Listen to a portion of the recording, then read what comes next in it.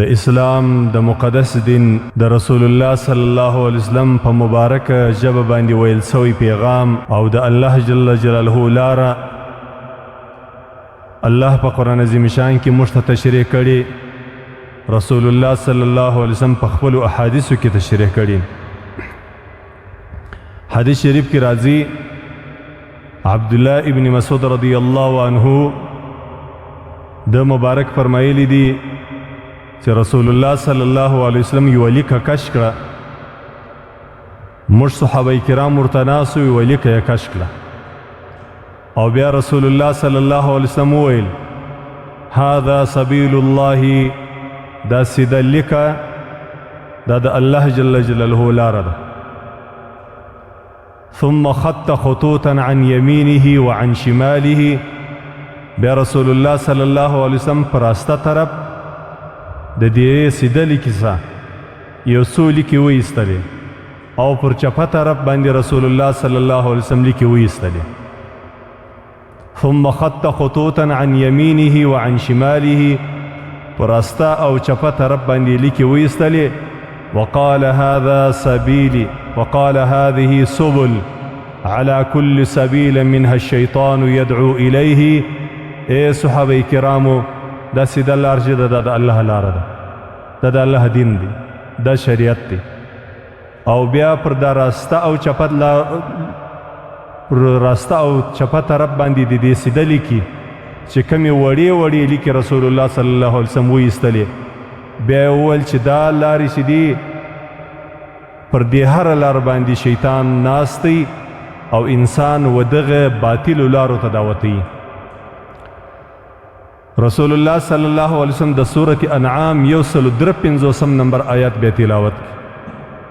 د هغه آیات یو څه حصہ رسول الله صلی الله علیه وسلم تلاوت کړی ده. هغه آیت کریمه دا دی وان هذا صراطي مستقیما فاتبعوه. الله عز وجل وایي دا زما لاره چې ده، دا زما دین او شریعت دا سیده لاره ده، پر دغه سیده لار باندې ولاړ سه او د دغې لارې څه دورې دورې مه ځئ. دا هره لار چې د دې سیده لارې څه وتلې ده، دا پر دې باندې شیطان ناست دی او خلق دعوتوي د بېدینیو خواته د الله او د الله د رسولو مخالفت ته او بېدینۍ ته دعوتوي. رسول الله صلی الله علیه وسلم د قرآن عظیم شان د سورة انعام 153 نمبر آیات کریمه د خپلې دغې خبرې په دلیل کې پیش کړی. الله عز وجل وان هذا صراطي مستقیما، دا زما برابر لار، فاتبعوه، زما د دغې برابرې سیده لار متابعت وکړي، پر دې ولاړ سه. او که تاسې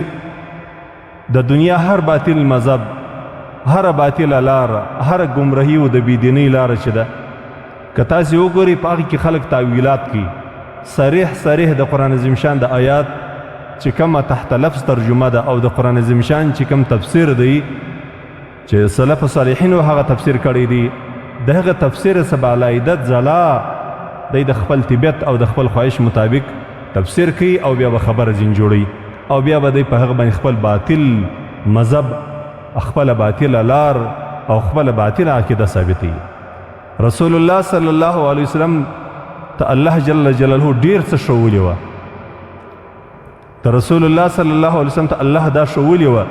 چې داسې فتنې به پیدا کېږي چې بیا به د دغې سیدې لاره څه دا د اسلام د مقدس دین سیده لار چې ده، د دې څه به خلک اړوي د بېدینیو خواته په مختلفو بهانو باندې، په مختلفو طریقو باندې.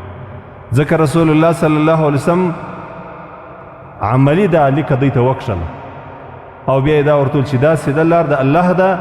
دا کږې وږې لارې چې د دې سیدې لارې څه جلا سوي دي، دا ټولې د شیطان لارې دي او په دې باندې سړی بېدینه کوي او ګمراه کوي.